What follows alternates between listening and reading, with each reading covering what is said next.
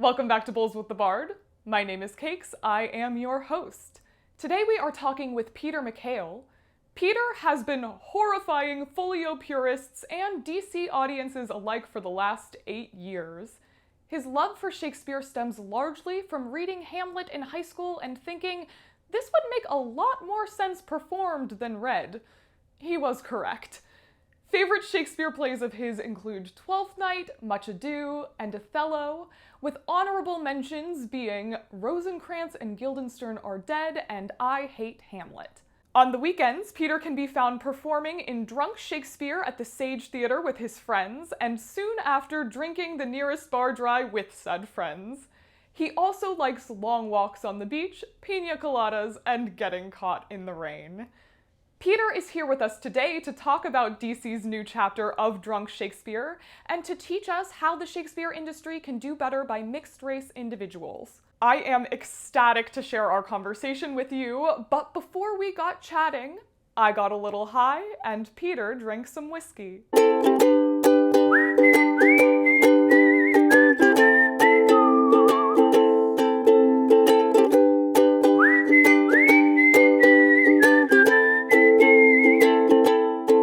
Alright, y'all, we are back talking about The Plague with Peter. Oh my gosh, how do I say your last name, Peter? Mikhail. Mikhail, that's what I thought. But you know. We can get into why it's pronounced that way later. Cool. Peter. Good start. You know, didn't just smoke or anything. No biggie. No. Peter, how did you spend your plague times? It was a solid mix of just full survival mode, trying to find like income because the world shut. I mean, like we were all there. The world shut down. And then like adapting to new modes of theater. So I did a few Zoom shows in the plague time, like when everything was shut down, and there was such a wide breadth of different experiences, like some really positive, like some things worked, and I learned some things about new ways that theater can maybe be presented to audiences that might not necessarily see some theater. It was a great way of experiencing like new works or more obscure classic plays that might not get butts in seats, but might get, you know, views on a stream. On the other flip side of that, Zoom is not built for theater or performance or anything. Like, at all. Barely built for meetings, and somehow it beat out Skype for the zeitgeist. But so yeah, like I did like 3 specific ones, and like one was recorded, and I think that worked the best. Okay. Because we could like, it was filming at that point. You can go back, and if something got flubbed or we had a technical issue, you could go back and fix it. 2 were live. One was a cast of 3. One was a cast of like 17. Oh wow. Yeah, the cast of 3 worked out pretty well because that's fewer cats to wrangle. The cast of 17 was ambitious, and I think that's what's true of all of them. And true, yeah, none of them had a stage manager. Like none of the 3 shows I worked on had like a stage manager because I think they figured there's no stage, why need a stage manager? Mm-hmm. And every single one of them could have benefited from having just someone to run point on like the not sexy parts, like the scheduling and the management and the technical side, whereas we just had the directors doing all that, and for mixed results. So yeah, a mix of that, and then just odd jobs in the pandemic until I ended up going back to my restaurant job. And then things started filing up. Like my first show back, like live in front of people, was like a Shakespeare in the Park gig like earlier this year. So like it's still been a minute between Zoom shows and like live acting. Okay, cool. Was that with Grassroots? Grassroots Shakespeare, yeah. Okay, Grassroots cool. Shakespeare DC, had to specify, because there's the one in Utah. In Utah? Such a weird thing. Well, it's because the founder, and I'm going to shout out my friend here, Kylie Azure Green, they were at the Grassroots in Utah, and so they brought it to DC because they just loved the experience so much. And the whole point is like original practice, like it's ensemble led. It was such a great experience, especially just as my first like live show back in the pandemic. Definitely the best possible scenario. That's so cool, and valuable for DC. I don't think there's really much original practice Shakespeare going on in this area. No. Shakespeare is in DC is such a wide variety. Yes. Because you've got very like scholarly works that happen at like the Folger. You've got very concept heavy shows that happen like STC. You've got like little bits and pieces here from like smaller theaters that still are kind of trying to fit in one of those niches. And then like you could count the Ren Fair too, technically. Like the Maryland Ren Fair is I think one of the biggest draws for Shakespearean actors in DC. Yeah, definitely. I learned yesterday it's the biggest in the country. I did not put that together. Wow. I didn't know that either. I think we might want to fact check that, but call us on it in the comments, you know. Yeah, so Shakespeare, and so Grassroots is like I don't know much like just Shakespeare in the Park that happens in DC, which is wild because we have so many friggin' parks. No, like somehow I did an apprenticeship with the Commonwealth Shakespeare Company up in Boston like years ago. Right. And back when I did it, the whole time I was like, there is no major Shakespeare in the Park in DC. I think it's the weather. There's that. We do live in a swamp. That's part of it. Yeah. Well, there's PG County Shakes, which does... That's true. That's Shakespeare in the Park, but that's like in Maryland at the National Parks, which is still very cool. And then I know Next Stop has started dipping their toe in that water too. I did see that. I was supposed to go, but the show I was supposed to go to got canceled. Right, But it looked like their setup was really nice for that. Yeah. Like they found a good location. So hopefully they keep up with that. Yeah, absolutely. So yeah, Grassroots definitely is a new thing in DC. It's still definitely, it's early days. Like I think they only started last year, so it's still kind of getting the word out and kind of building those relationships. But it's really hitting the ground running, which is great. Awesome. Yeah. Awesome. So you are now also dipping your toe into DC's new chapter of Drunk Shakespeare. Do you want to talk a little bit about that? Yes. So also thanks to Grassroots, I found my new niche as the Drunk Shakespeare actor. Fall staff is coming, I'm sure. Drunk Shakespeare DC, we opened after a few false starts because of construction, we opened in, I want to say, late July. Okay. It's all it feels like it's been going on forever for me. Like, this is one of the greatest things I've worked on personally. Like it's such a fun concept. It's such a great cast I work with. It's only 9 of us and we've gotten really close over the last few months. And it splits this line of like, it is so faithful to the original spirit of Shakespeare's plays and also so new and I'm not going to quite say groundbreaking because I don't think we're quite there, but novel at least. Yes. But like Shakespeare's stuff was like originally a lot more raucous. There's so many dick jokes in Shakespeare. Oh my god! People don't realize they think it's so high class. It's so like I mean that's because of academic Shakespeare and like we get debates on if Shakespeare actually wrote the plays or what this like 17 different punctuations mean, and then we miss the dick jokes and there are so many good dick jokes. It's such a shame. So yeah, Drunk Shakespeare. It's great. It's a constantly evolving thing.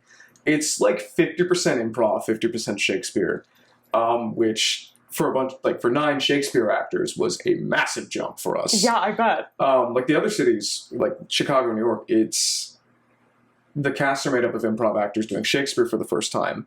And we're Shakespeare actors doing improv for the first time. Wow. And like a lot of people have seen both have said there's a difference. Like it's just a different kind of show when you're coming at it from a different angle. I'm not saying one's better than the other, but just like when we're such pure like adherence to the text. Even when we're fucking around with it, like we want to elevate that. Yeah. It's not just about like adding our own barbs in. We do get a fair amount of those in too, though. But that is so interesting because I feel like in terms of theater skills, like both Shakespeare and improv are difficult. Yes. And so for both versions of that must have been such a leap. Oh, absolutely. No, improv is like I would think my weakest skill as an actor before I went into this. Oh, wow. I just did not feel as confident on that as other things. It just hadn't really come up in the shows I'd done, or not intentionally at least. Interesting. I would never guess that about you. I keep getting that. So this might just be a self-conscious thing more than an actual assessment of my abilities. Maybe it was just like an experience level thing. I think also part of it is like what I was doing could have been considered improv, but I didn't consider it improv because I had this idea of improv as like, 6 white guys making a joke about a gynecologist. Fair. Like the kind of college improv group is kind of burned in my memory. Yes. So yeah, but Drunk Shakespeare is great. It's a wild time every show, and it's got a huge amount of audience participation too, which also original practice. Yeah. Of all the shows I've worked on, like the audience's energy is so like it's always important in every show we do, but for this one, it's like it can make or break it. Like if we have a dead audience, we feel it immediately. Yeah, I bet. And that's when we get them drunk. And then it fixes the problem. Exactly. I'm a big fan. Like Shakespeare in front of drunk people is the best thing. Like I feel like it helps them release like the thought in their head that they have to like focus so hard to understand. I think the mistake a lot of people make going into Shakespeare for the first time is they try to look at it through this very detailed lens. Whereas you really should start with broad strokes because these are not new stories. They were not new when Shakespeare told them. They're still relevant today. We keep accidentally retelling them. There's no original thoughts. It's all remixes, which is not a condemnation. It's just true. No, it's true. It's how art works. But like when you start, like I think when you're drunk, you can pan out a little more. And you can start seeing, like, you're not worried about the prose. You see the characters. Yes. And you go from there. And that's... I mean, kind of the spirit of what we're doing with Drunk Shakespeare too, because it is a text purist's nightmare. If there is a folio, I have not had a folio scholar come to see it yet, but I'm sure when they do, they will have thoughts and maybe a conniption. Oh my gosh, 2017 Micaela would shit her pants. Glad we've evolved. We all must.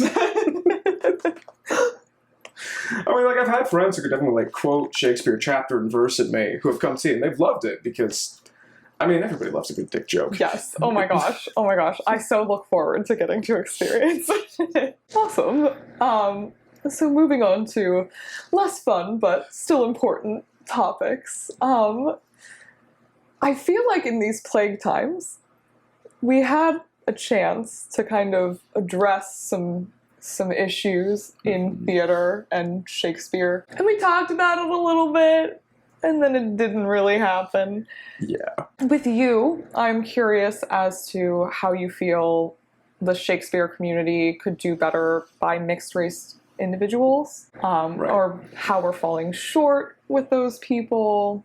Any thoughts you might have on that? I mean, like you said, the pandemic really laid bare all of the issues that theater had for a lot of things, for accessibility, for inclusivity, for diversity. And like we had a brief moment in the pandemic, of just doing art for art's sake and not really worrying about what that looked like. And I feel like as soon as things opened up again, it snapped immediately back to money.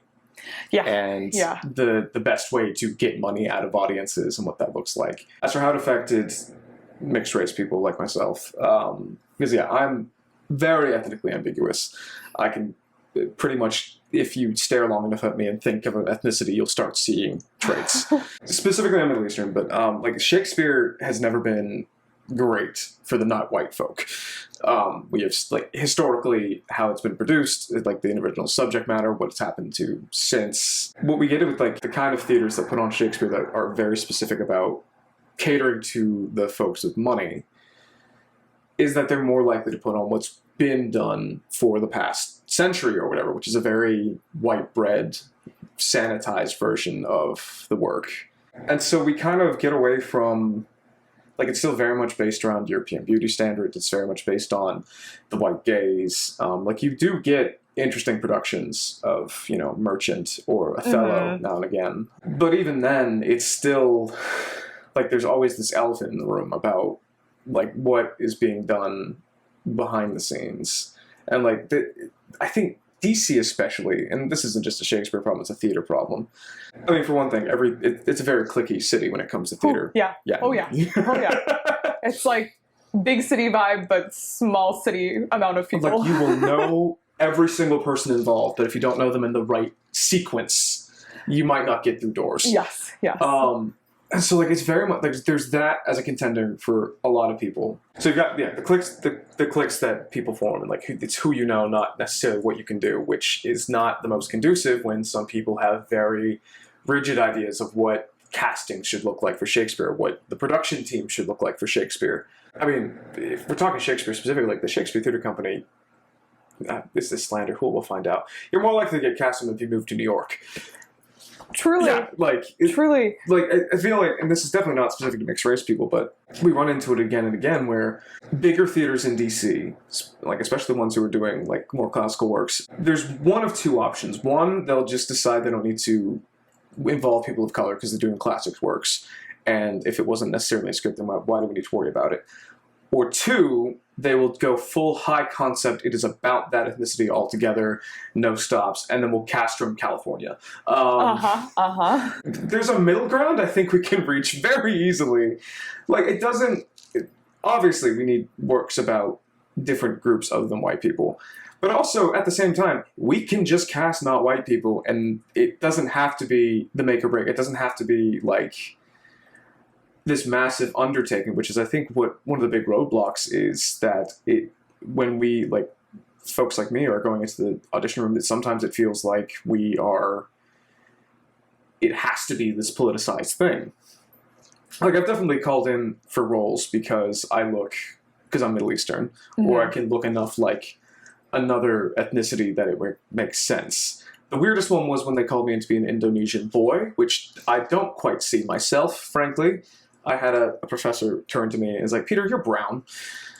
She meant well, and I think she was in a desperate pinch, so I'm not going to hold it against her. But that was a conversation that happened. Yeah, not great. That was, God, I think it was 19 or 20 when that happened. So, like, very, like, still kind of new to theater in general, and that was a conversation. But, like, I'm okay with, like, being called in for roles because I'm specifically ethnically ambiguous, but I do have a rule for myself, and it does get interesting when it comes to Shakespeare, is, like, my rule is, like, even though I'm ethnically ambiguous, I don't play races in works that are about that race. So I'm Christian Egyptian. My family has been Coptic for a while, longer than most of Europe. I like to rub that in white people's faces sometimes.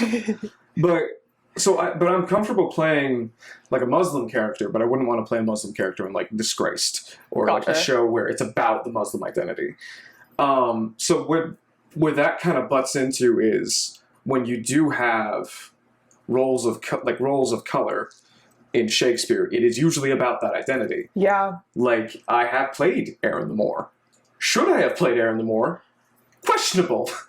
It was also in a college theater group, so I was the diversity quotient, so it's the same. Should they have been doing the play in the first place, putting you in that position?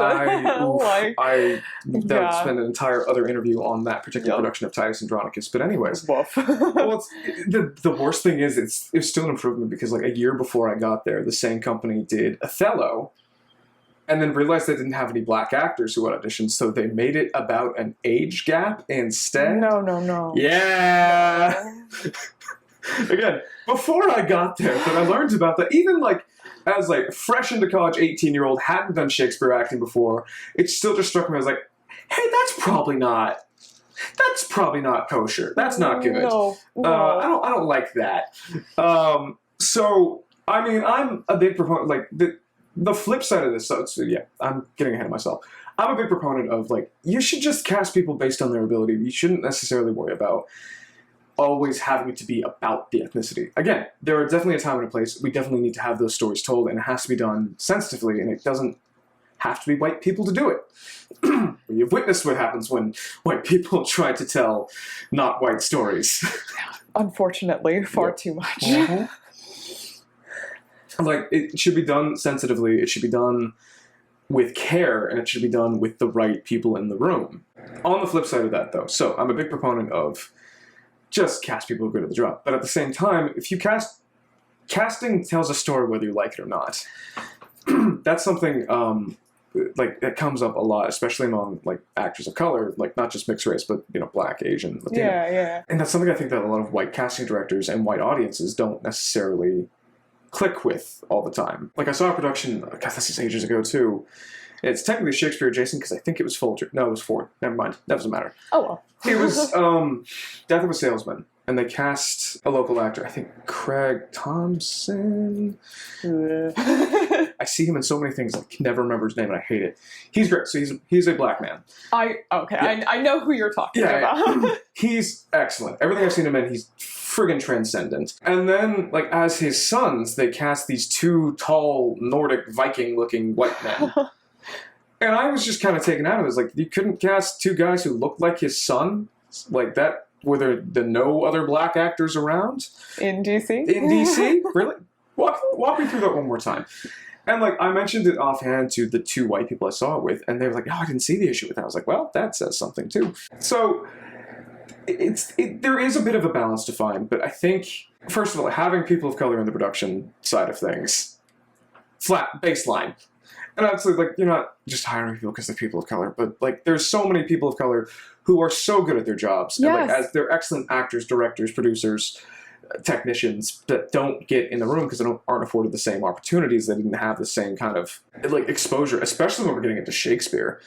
Like, I ran into, so the same student theater group that did the weird shit that I'm going to not name, but, you know, if anyone knows me, they'll put the math together. But that was the thing, like, I tried to fix, like, in college of just, like, Shakespeare has got this kind of reputation of being a very white endeavor.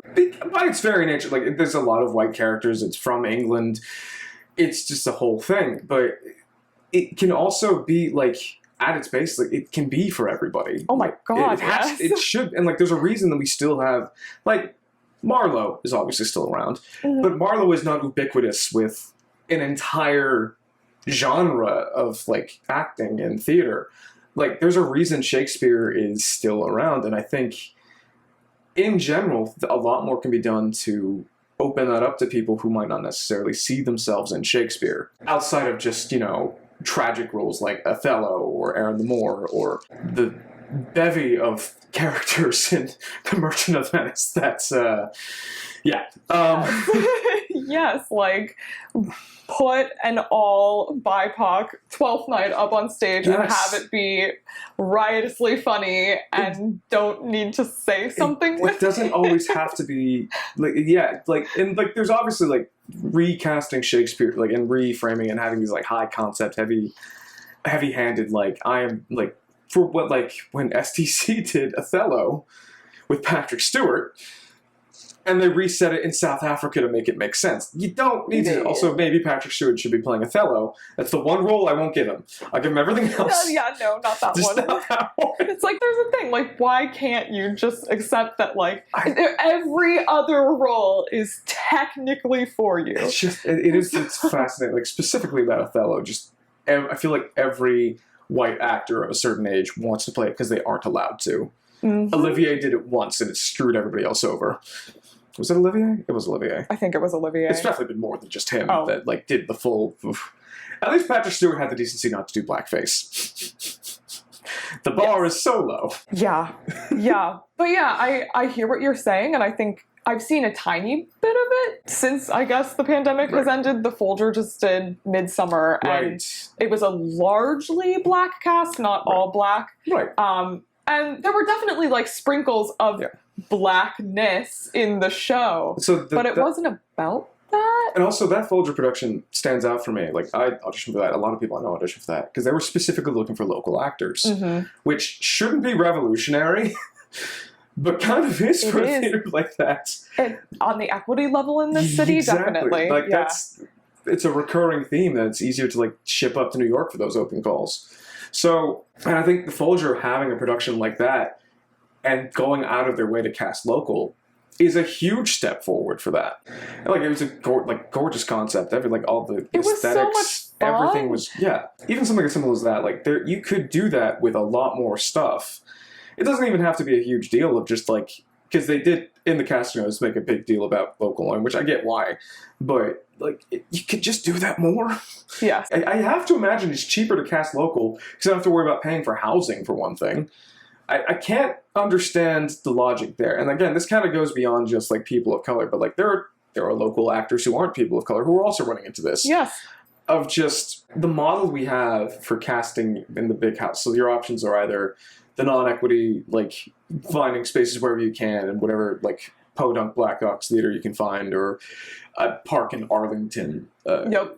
It's either that or move to New York and maybe come back to DC at some point. It's just a wild situation to be in. It's silly, and I almost feel like we've reached a point where, like, I think it used to be an audience draw, like, oh, we have these shiny actors from New York, but I've actually started to see audiences complaining about people doing that.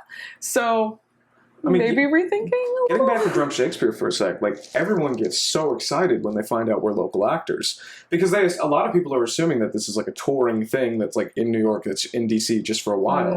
And so when they find out that not only is this sticking around for a while, but it's only local actors, people get pumped. We've run into people at bars who saw our shows and they get so excited, like, to see this, God, I think it's double Z list celebrity, but You know, whatever. But not for them. Like. exactly. No, it's such a great experience. Like, casting local, I think, should happen more. Yeah. I've never understood why it was that's a controversial take to have. And again, you also run into the flip side of that going back. Like, you do get the clicks of, like, those who do cast local only cast local from a pool. Yes. And getting your foot in the door for that can be pretty hit or miss. But like we've seen in the pandemic, like, there are ways, a lot of things probably need to be rebuilt from the ground up. How we approach casting, especially in Shakespeare, and how we approached concepts in Shakespeare should definitely be re-examined. Like, we don't need the 15th production that's just a pastiche of Baz Luhrmann's Romeo and Juliet. We've seen it. Baby Leonardo DiCaprio's hot. That's it. That is true. Except I think that film's over 25 years old, so he won't associate with it. True that. True that. He should. Yeah. He's on the wall, right behind you. Oh, yep, right there. Nice. There you go. Look at that's a great work, but we don't need the 15th dozenth reiteration of that. No, I think I always say, like, if we're gonna justify producing a dead dude, like 400 years dead dude's work, when there are living playwrights we could be paying to produce their work, then we have to be doing something interesting and innovative and different with it. I mean, like, Shakespeare's the easiest way to do that because it's such a blank canvas. There is a play for everything. There's a play for every story you want to tell. And I know I made comments about, like, concept heavy shows before, but there's a way to do them correctly. Yes. And when they are done correctly, there is a major value to them. Exactly. Yes. And then like, the only concept heavy show I can think of that got major stage attention which was a weird choice. I think it was SDC did, like, an all-male Allswell. It was Taming of the Shrew. That's so much worse. It was. That's so much worse. I tell people all the time, hands down, the worst production of Shakespeare I have ever seen. One woman in the creative team, a costumer. Other than that, all men cast and creative. So cringe. Original practice. Oh my god. It's not taming. It was like, did you see that? No. It was like 3.5 hours long. Already a mistake. That's the other thing. Again, this is not an identity thing. You can cut Shakespeare. You should cut Shakespeare. No, but they didn't. Instead of cutting, they added Duncan Sheik songs and they played through intermission. I don't know what Duncan Sheets is, but that he wrote all the music from Spring Awakening. Oh, God. It was every new layer I learned about this makes me morbid. It was so bad. About everything. They had a pre-show experience that people came to, like, an hour and a half before the show. They played through intermission, so there were, like, unscripted plot points happening on stage while people went to the bathroom. Very not. What in the... I could get going about that production. So, like, there was so much time and money thrown at that, and so much energy put into that, and obviously it was like they made this huge deal. It was like it was the gem of their season. Yes. Where is that energy for just not white men? For women, for people of color, for black people, for, like, queer people, like, where is that energy? No, exactly. Like, where's the all BIPOC, like, trans cast, like, that's getting celebrated? Just give me gay POC ass Cup 12th night, and I would be so happy. And so would so many people. And I think when you think about audiences and the future of Shakespeare and like getting new people to sink their teeth into this stuff, like on TikTok, my biggest audience as I do this like unhinged, goofy Shakespeare video stuff. I've seen them. They're excellent. It's young, like high school queer kids. They all love it. Like, I love the subsect of Shakespeare TikTok. Like, you're on there. My friend Emma is big on there too. And it's the support, like, and the kids that are seeing, this is their first interaction with Shakespeare, which is great. And it's not some stuffy English teacher telling them about the symbolism of Hamlet stabbing someone through a curtain, which is another dick joke. But yeah, like, and again, kind of like in the pandemic, there was this opportunity to do more with that. And it just kind of went by the wayside immediately as soon as it wasn't convenient, like it wasn't the convenient option. And like accessibility has always been a conversation in theater that does not get talked about nearly as much as it should be, especially in the houses that are doing Shakespeare. There's such a big push for like tradition and traditional practices that we kind of forget those folks that aren't accommodated by that. Like there's disabled folk who can't necessarily see it. There's people who don't have like the financial means to see that. Again, like getting back, like DC is a very not white city. That caters to a very white audience for some reason. I personally would prefer to do theater not for hill turns and lobbyists and consultants. Like, nothing wrong. I will take their money any day. But it's not the audience I want to do art for, or it's not the audience I want to do Shakespeare for. It's not the audience Shakespeare was doing Shakespeare for. No. I mean, in that production of Midsummer at the Folger, they encouraged people to like hoot and holler at the beginning of the show, and then Jonathan and I were the only people who would, and you could feel the people sitting next to us, their shoulders like go up to their ears every time we did it, but you could feel the people on stage be like, thank you. Yeah. Thank you for being the one person to listen and just like engage and have fun with it. Loosen up. It's like, so Drunk Shakespeare, big on audience participation. Grassroots, big on audience participation. That's why I've gravitated to these so much, because I mean, Shakespeare was the pop culture of the time. Like, it was for the working man. It was supposed to be like this like event out, and it was supposed to, like, the fact that Shakespeare has now been for the most part relegated to these dark auditoriums with silent faces is one of the biggest tragedies I can think of. Obviously not, but still. No, like the fact that I was advertising this podcast and got told by an academic that Shakespeare is about learning. And I was like, nah, Tell man. that to Shakespeare. Yeah, I was like, Shakespeare. And he was so offended that we were talking about like not even altering the text, just like doing Shakespeare with an influence of anything. I've got some news from him about what Shakespeare was doing. No, I was like, we have quartos that prove that this man wrote and rewrote his plays. He'd be mortified to know we were doing them like this. Absolutely. Like, also, there's like an entire subsect of Shakespeare work that was just straight up propaganda for whichever monarch was going on. So like, it's not holy scripture. It's very, very hedonistic for one. Yeah. Oh God, I want the return, and like this is definitely tied up in like my identity as like mixed race, because class struggle, race struggle, they're intertwined. I won't get on the communist soapbox just yet, but maybe later. But like when you start moving towards like opening up to audiences who might not necessarily be, you know, platinum level, diamond, whatever the hell, donors who have auditoriums named after them, and you start opening up to just people who work 9-to-5 jobs. Can't afford $400 tickets, like then you start this snowball effect of you expose like kids who might not necessarily see Shakespeare as something they can approach. Even if you don't end up doing Shakespeare for the rest of your life, it's such a good learning curve of like how prose works and how acting works and how audience interactions work. It's I think still the best like hothouse of learning how to do that. And again, it's predominantly rich white kids who are given this Shakespeare access, or access to theater, because theater, weirdly, not a very lucrative job. Whoa. Wild. I know. Hot take. Newsflash. So, like, the people who can afford to do theater, even in, like, college, are, like, the ones who started pretty well off. They don't have to worry about having real degrees. Yep. Like, I was very privileged that I, like, had the opportunity to study theater, even at a school like American. I'm not going to rag American, but I'm just saying it's not. I didn't go there for theater. I went there for justice law and criminology at first. Oh wow! And then I learned better. Not a great study. Not a great study field.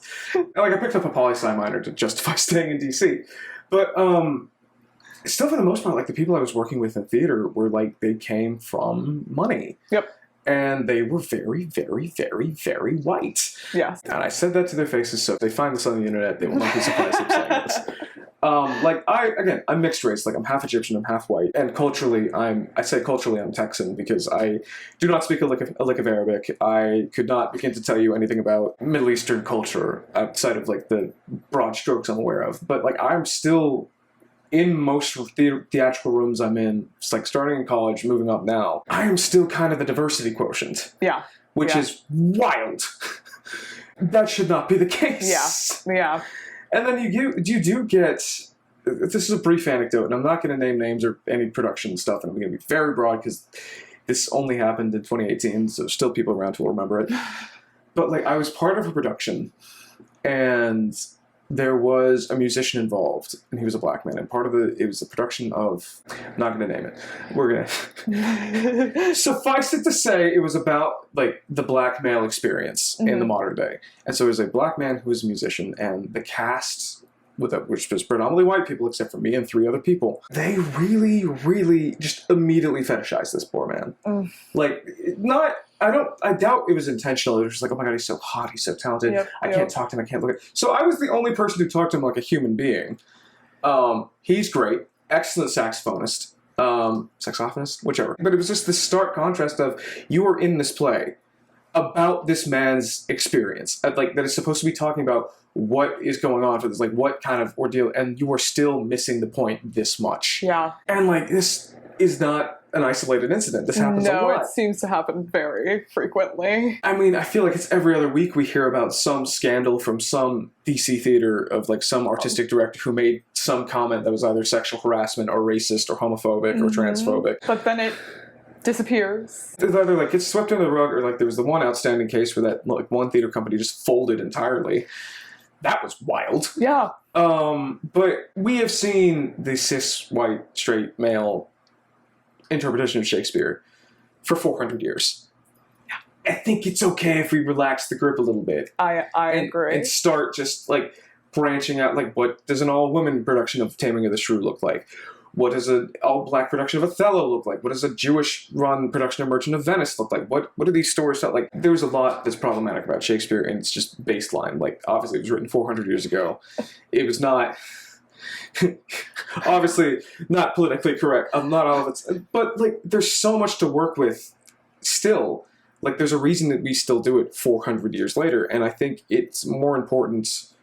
not just to not sweep that under the rug or just brush past that, but to address it head on. And like, what does that mean for the text? Why is it like this? Why is that still pertaining? And I think that can really only faithfully be done with the identities it deals with, not only in the room, but like a majority in the room. Amen. Not just like brought on as the show pony to like trot out as like, look how diverse we are. That's not helping anybody except yourselves, which... yeah. So I guess with that in mind, do you have any ideas of like shows or characters you would like to see specifically with like your lived experience? Very selfishly, I was in a production of Othello in college, and I played Iago. Okay. In addition to my very white friend, Emma. We both played Iago. Oh. There are pictures. That's so interesting. It was a concept. I won't get into the logic. There was some very high-minded artistic ideas about this, and Colleen Jennings, bless her, is one of the greatest people I ever worked with. This one was one of the ones that is still a bit of a ass-scratcher for me. So what we ran into, though, is like, is Iago a white woman? Is Iago a mixed-race man? Is it somewhere in between? However, I would like to play Iago as a mixed-race individual, because there's a conversation about internalized racism to be had with that. Like, if you're not quite white and you're not quite a person of color, and where does that leave you? And I think Iago is a really good way to see the worst parts of that kind of laid bare. Like, I've had difficulties with like figuring out what my identity is for ages. I know I'm not the only one. Like this is just a common theme for anyone who's kind of caught between worlds like this. Like I'm certainly too white to be considered fully Egyptian. I'm certainly too Egyptian to be considered fully white. Having that dilemma, I think Iago is one of the best places to see, again, the worst of it. Because there's obviously still like this hatred and this racism and this manipulation, but then you start looking at, it takes on this color. Like I said earlier, when you cast people of color on stage, it tells a story, whether you like it or not. So when you have my ethnically ambiguous ass plotting against black Othello, that tells a different story than a white man doing it. Like there's this internalized hatred, there's this almost like envy and jealousy that's so much more interesting than just another conniving white man. Yeah. Other roles I feel could benefit and like do a lot to tell about this lived experience of being between worlds. I'm a big proponent of Viola and Sebastian in Twelfth Night.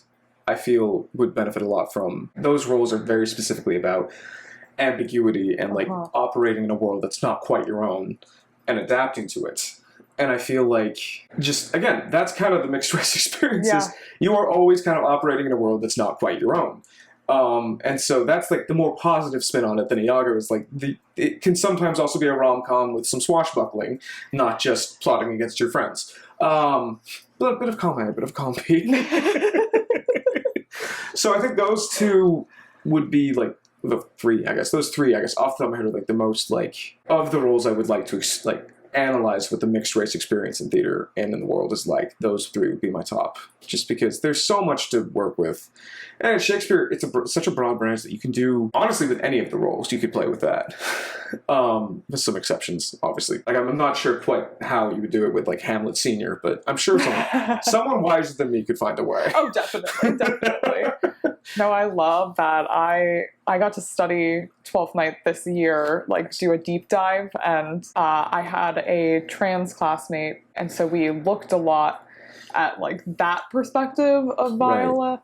Right. And yeah, I think there was a similar conversation of kind of like a pull between two different lived experiences and what is most valid and what fits right for me. And it's so interesting how that can bleed into multiple different kinds of experiences. I think Twelfth Night is a bit of a cop-out answer for what I've done, because it is the identity play. Yes. Like, if you have any identity that's marginalized, you will find yourself in Twelfth Night, which I think is beautiful.